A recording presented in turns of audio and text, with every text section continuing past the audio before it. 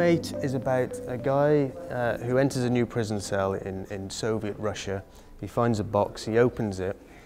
Inside the box is an exact replica of the cell that he's in. He puts his hand in, but then to his surprise he sees a big hand appear above him. And it turns out that it's not a replica, it's actually some kind of a parallel universe, parallel kind of dimension. And the box is the cell. I've been directing films all my life, really. You know, the story, the age-old story of a little kid in his back garden making films with his parents' camcorder. I went to film school, but I studied editing now. I went to the NFTS. And while I was there, I kind of realised that directing was what I wanted to do rather than editing. And then I just started making films. Sea View is a naturalistic portrait of a teenage girl who is struggling to navigate her way through a sexual encounter with an older man. I'm self-taught. I didn't go to film school or art school. I actually started off in production as a runner and worked my way up through production ranks to become a line producer. And it was halfway through my production career that I started to explore other avenues and started to write and direct my own work. You look different in daylight. I think it reminded me, rather than taught me, the importance of the quality of the team that you're working with and how important that energy is, and especially when you're working with quite tough subject matter. Island Queen is a story about a woman who wants to grow up, and so she decides to go to a sperm clinic to have a baby. She thinks that would be a good way to grow up. Who's the father? I have literally no idea. Shut up. I went to the sperm bank. The clinic on the island? Yeah. And without spoiling anything, there's a terrible consequences of her decisions. Why didn't you go to the mainland? And end up with a mugger molester baby? No thank you. I think a lot of the films that I'm making now that are getting well received are because I've got a writer who's just superb. Most of the time, the insemination isn't successful, they say, so really, I just thought, let's see what fate decides. Roll the dice, you know?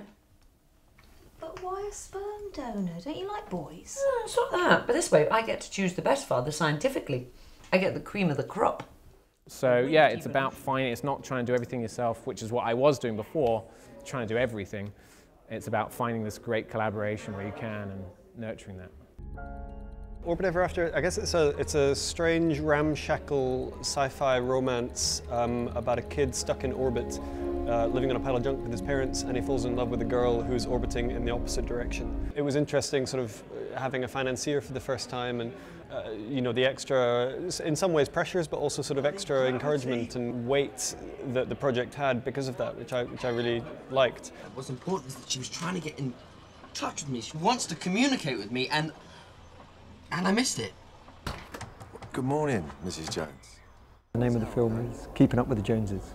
Two gangsters kidnap a politician's wife and take her on a journey to find him.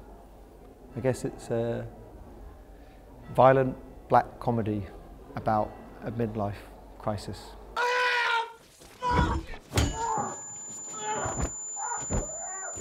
There was a couple of stunt scenes with blood and guns, and it took much longer than anticipated on the day. So if you can sort of film it before and plan it, and you know what you're going to get, and then on the day it's execution.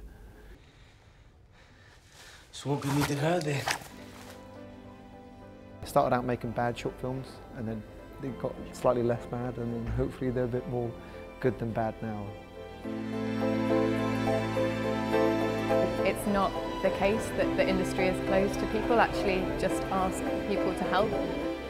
You should always tell a tale that you're passionate about, because if you're passionate about that story and it emotionally means something to you, then it's sure to emotionally connect with an audience.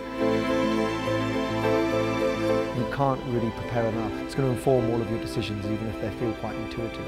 So just prepare the fuck out of it. Think logically about what can I achieve, what can't I achieve, and try and think what would look big, what would look exciting that we can do with no money. Make films that you want to see. The ones that I'm happiest with are ones that I've just made for my own enjoyment. Focus on script, make sure the script is of the highest quality possible.